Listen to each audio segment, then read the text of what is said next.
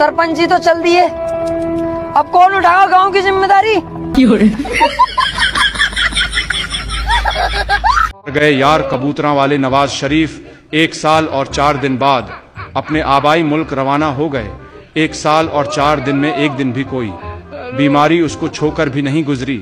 जैसे ही काजी रुखसत हुआ, ये भी इलाज के लिए रवाना हो गया, पटवारियों का इनकलाबी लीडर।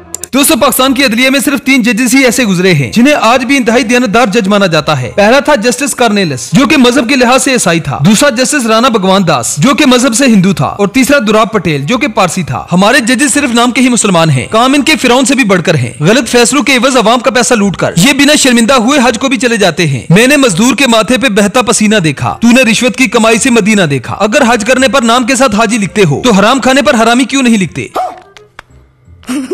गीदड़ की जब मौत आती है तो वो शहर की तरफ भागता है, और जब काजी का बुरा वक्त आया तो लांतू के डर से लंदन भाग गया। लंदन प्रांत के 2 बड़े किरदार लंदन भाग चुके हैं। जाहिर है उन्होंने भागना ही था, क्योंकि वो उनका आबाई वतन है। यहाँ तो ये लोग सिर्फ नौकरी करने आते हैं। ओहो, सरपंच जी तो चल दिए, अब कौन उठाएगा गांव की जिम्मेदारी।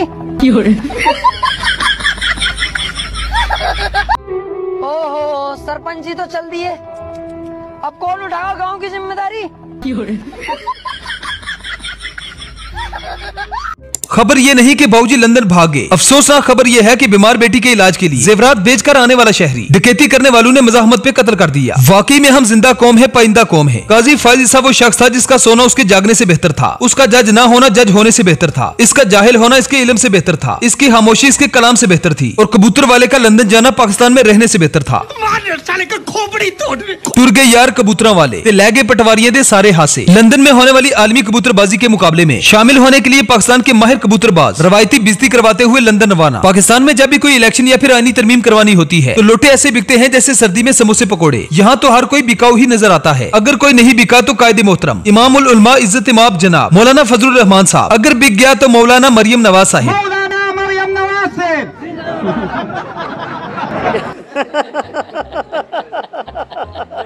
शायर ने क्या खूब कहा कि एक शख्स को गिराने में लगे हैं इकबाल, तेरे मुल्क के ये सारे गिरे हुए लोग। जब बन सकी ना बात कोई हेर फेर से, कुत्ते लड़ा दिए गए जंगल के शेर से।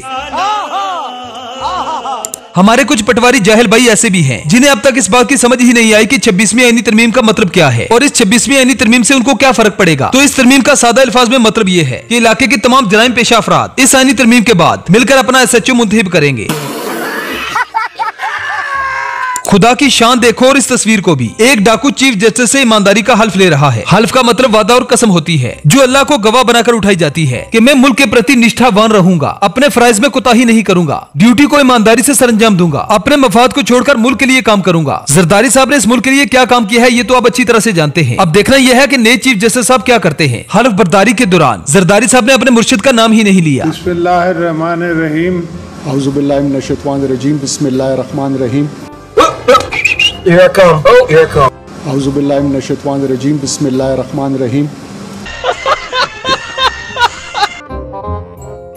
पाकिस्तान में लांतू से बचते हुए जैसे ही बाबूजी ने अपने आबाई वतन में कदम रखा तो शयान अली आगे इस्तकबाल करने के लिए खड़ा था। बाबूजी फरमाने लगे कि आसमान पर बादल तो नहीं, फिर भी बारिश कहां से हो रही है। सिक्योरिटी इंचार्ज ने बताया कि बाबूजी बारिश नहीं, लोग आप पर थूक रहे हैं।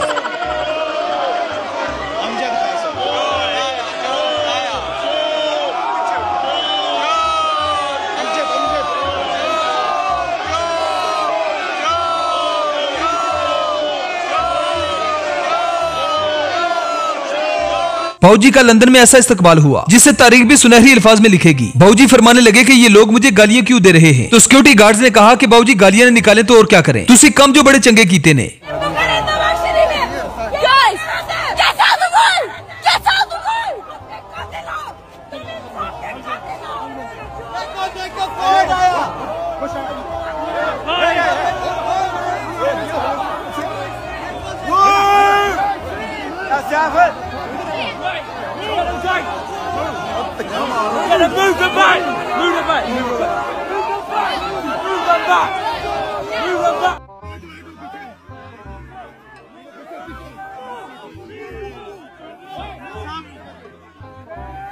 नवाज शरीफ को देखते ही जबरदस्त प्रोटेस्ट किया गया। हत्ता के नवाज शरीफ को बचाने के लिए लंदन पुलिस पहुंच आई। लोगों ने खुलकर नवाज शरीफ की मां बहन एक की। पुलिस की मौजूदगी में भी नवाज शरीफ को धक्के पड़ते रहे। मुक्के गुस्सुन्ने खाते हुए बड़ी मुश्किल के साथ बाबूजी अपने घर के अंदर पहुंचे। जिस तरह से ओवरसीज पाकिस्तानियों ने नवाज शरीफ को घेर रखा था, जिस तरह से बाबूजी पर लानतें बरसाई जा रही थी, लंदन पुलिस भी ये सोचने पर मजबूर हो गई होगी कि ये बंदा किस कदर बेगैरत होगा, इसने अवाम को कितना सताया होगा कि अवाम आज इसके पीछे हाथ धो के पड़ी है। नवाज शरीफ की इज्जत अफजाई के ये मनाजर पटवारियों के लिए बड़े दिल खराश होंगे, जिन्होंने मियां साहब को अपना लीडर बनाया हुआ था।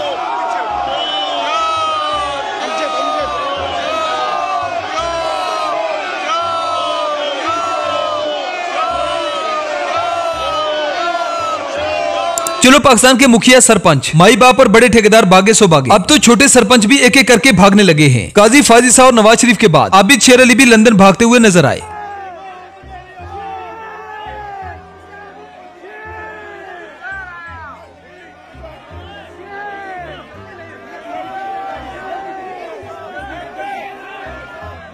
ओहो, सरपंच जी तो चल दिए, अब कौन उठाएगा गांव की जिम्मेदारी?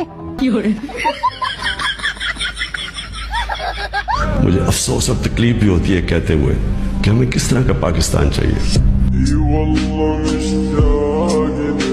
26वीं आईनी तरमीम का नुकसान सिर्फ पाकिस्तान को ही नहीं हुआ, बल्कि हमारी आजाद अदलिया के हाथ भी बांध दिए गए। और इस तरमीम के पीछे सिर्फ नून लीग और पीपल्स पार्टी वालों का ही हाथ नहीं है, इसमें कुछ पीटीआई के गद्दार भी शामिल हैं, जो आज के बाद ताउमर सिर्फ जिल्लत ही समेटेंगे। ये है जनाब जैन कुरैशी, जो कि पूरे 1 अरब में बिका, जिसके बाद ये बुजुर्ग इसे दज्जाल का नाम दे रहा है।